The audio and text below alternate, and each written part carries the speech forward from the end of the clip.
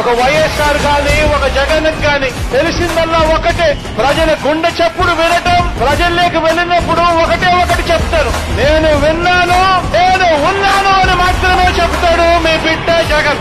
ఇచ్చిన మాట తప్పితే ఓటు వేయొద్దని చెప్పిన దమ్మున్నడు జగన్. వచ్చే ఎన్నికల్లో 175కు 175 ఎమ్మెల్యేలు మన టార్గెట్, 25 ఎంపీలకు 25 ఎంపీ స్థానాలు మన టార్గెట్.